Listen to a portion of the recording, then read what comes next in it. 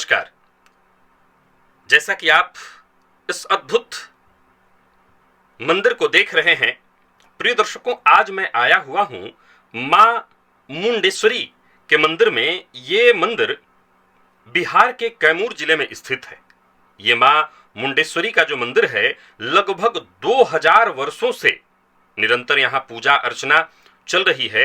और आज इस मंदिर के बारे में कुछ बातें मैं आपको बताने वाला हूं। यह मंदिर अपने आप में बेहद रहस्यमयी है। यहाँ की दो चीजें तो बड़ी ही अद्भुत है, जिसकी मैं जानकारी आपको देने जा रहा हूं। प्रिय दर्शकों, मंदिर का निर्माण भारतीय पुरातत्व सर्वेक्षण के अनुसार देखा जाए तो लगभग 108 ईस्वी पूर्व बताया जाता है। हालांकि कुछ पुरातत्वविद इसे 6ठी और 7वीं शताब्दी में भी मानते हैं। यहाँ कई ऐसी चीजें शिलालेख के रूप में प्राप्त हुई हैं जो यहाँ के स्थानीय राजा उदयसेन का उल्लेख करते हैं और जो मंदिर के प्राचीन महत्व की पुष्टि भी करते हैं। श्रीलंका के राजा दुत्तगामिनी के जो ब्राह्मी लिपि थी, उसके भी प्रमाण यहां से प्राप्त हुए हैं। प्रिय दर्शकों, सबसे पहले तो मैं आपको इस मंदिर के वास्तुकला के बारे में बताने जा रहा हूं। मंदिर की जो संरचना है, आप इसको अभी देखें, ये बड़ा ही अद्भुत है। यह मंदिर नागर शैली, एक बड़ी ही उत्कृष्ट, ये नागर शैली क्या है पहले तो आपको मैं ये बता दूं। नागर शैली में मंदिर का जो शिखर होता है वो ऊंचा और घुमावदार होता है। और अगर आप इस मंदिर को देखें अभी अभी, तो ये अष्टकोण की तरह, अष्टकमल दल की तरह जो है बनाया हुआ है ये मंदिर।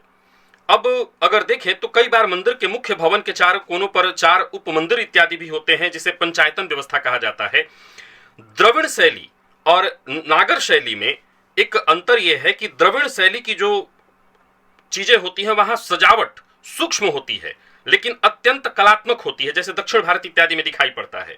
लेकिन अगर यहां पर आप देखें नागर शैली में, तो यहां गुंबद इत्यादि विशेष रूप से बनाए जाते हैं और यह मंदिर मां का अष्टकोणीय आकृति लिए हुए है। प्रिय दर्शकों, आप इस मंदिर में जरा ये टूटे हुए इन पत्थरों को देखिए। ये जो टूटे हुए पत्थर आप देख रहे हैं, ये चारों तरफ, मैं आगे भी आपको ले चल के दिखा रहा हूं। ये केवल यही नहीं, आप जो लोग गए हैं वो सभी, ज्यादातर लोग यहां पर आए गए पहले से ही होंगे। लेकिन इस मंदिर पर अगर देखा जाए तो समय समय पर आक्रांताओं ने कई बार हमला किया है और इसी के चलते देख रहे हैं यहां पर शिखर दिखाई नहीं पड़ रहा है। मुझे लगता है कि शिखर को भी तोड़ा गया है। आप इस मंदिर में अगर देखें तो चारों तरफ, मंदिर के चारों तरफ आपको मंदिर के ही पत्थर दिखाई पड़ेंगे, जिन पत्थरों पर कई तरह की आकृतियां आपको दिखाई पड़ेंगी।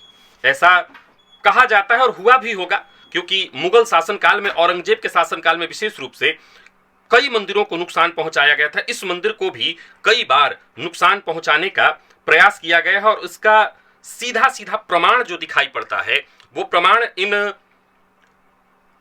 पत्थरों में, आइए मैं आपको वो पत्थर दिखा रहा हूं जो टूटे हुए हैं और इन पत्थरों पर कई तरह की नक्काशियां दिखाई पड़ रही हैं। इन पत्थरों को जरा एक बार आप देखिए, चारों तरफ ऐसे ही रखे हुए हैं। मुझे लगता है कि इनको संजो करके ही रखा गया है ताकि आप जब भी आए तो देखें कि कितना आतंक हुआ करता होगा। ये देखिए किस तरह से इन चीजों को तोड़ा गया। हमारी धरोहर थी, कैसे इनको तोड़ा गया है। क्या अद्भुत ये कला, और इन सब को तोड़ा गया, क्षति पहुंचाया गया है। प्रिय दर्शकों, इस मंदिर की बहुत सारी बातें, समय समय के साथ जगह जगह पर लोग तरह तरह की बातें करते हैं, लेकिन 2 ऐसी चीजें हैं जिसके बारे में मैंने पूछा भी और मेरे सामने अभी अभी आज ही एक बलि वाली जो चीज है। इस मंदिर को ऐसा कहा जाता है कि यहाँ सात्विक बलि दी जाती है। यहाँ ये देखिए कितना अद्भुत सुंदर ये सब तोड़ा हुआ है। चारों तरफ आप इसी तरह से बिखरे हुए पत्थर देखेंगे जिसे तोड़ दिया गया है। ये सब कहीं ना कहीं मंदिर का ही हिस्सा रहा होगा और सब तोड़ दिया गया है। अच्छा, एक बात आपको बता दूं कि ये बहुत ऊंचाई पर है। समुद्र तल से अगर इस मंदिर की ऊंचाई देखें तो बहुत ज्यादा, एकदम विशुद्ध रूप से घुमावदार पहाड़ के ऊपर, पर्वतों के ऊपर, पहाड़ के ऊपर इस गाड़ी के द्वारा हम लोग आए हैं और ऊंचाई पर है, ये काफी ऊंचाई पर है। ये सारा कुछ आप जो देख रहे हैं ये सब मूर्ति मंदिर का ही कहीं ना कहीं हिस्सा है जो सब तोड़ दिया गया है। तो मैं बात कर रहा था बलि की। इस मंदिर में एक विशेष प्रथा है सात्विक बलि की। यहां बकरे को काटा नहीं जाता, उसको मारा नहीं जाता। पंडित जी उसके ऊपर, जो यहाँ के पुजारी जो लोग हैं, वो बस केवल अक्षत छिड़कते हैं। ये देखिए कितने अद्भुत आप देख रहे हैं। ये सब शिलाएं जो हैं कितनी अद्भुत इस पर कारीगरी की गई हैं। लेकिन देखिए क्या इनके साथ अत्याचार हुआ है, कैसे इनको तोड़ा गया। ये चारों तरफ, आप एक तरफ नहीं देख रहे हैं मंदिर, मुझे ऐसा लगता है मंदिर काफी विशाल और भव्य रहा होगा, उसको तोड़ दिया गया है और इस तरह से ये सब चारों तरफ रखा, इस तरफ चारों तरफ रखा हुआ है। तो यहाँ जो है बलि जो दी जाती है वो सात्विक बलि दी जाती है, यानी बकरे को काटा नहीं जाता, केवल पंडित जी उसके ऊपर अक्षत छिड़कते हैं और अक्षत छिड़कते ही वो थोड़ा सा मूर्छित सा हो जाता है बकरा जो है, और इसके बाद उसको छोड़ दिया जाता है।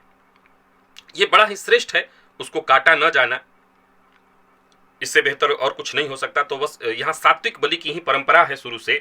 और यहाँ के माँ के मंदिर की जो आप देखेंगे अद्भुत प्रतिमा, और उस प्रतिमा की चमक, वर्षों से यहाँ पूजा, जैसा कि मैंने बताया 2000 वर्षों से यहाँ पूजाएं चल रही हैं और अनवरत चल रही हैं। बहुत सुधार हुआ है। मैं बहुत पूर्व में, आज से लगभग मैं समझता हूँ कि 6 वर्ष से 7 वर्ष पूर्व आया था, उसके बाद से काफी यहाँ विकास दिखाई पड़ रहा है। और यहाँ के एक शिवलिंग जो भीतर आप अभी देखेंगे, शिवलिंग के बारे में भी कहा जाता है कि ये शिवलिंग दिन में 3 बार अपना रंग परिवर्तित करता है।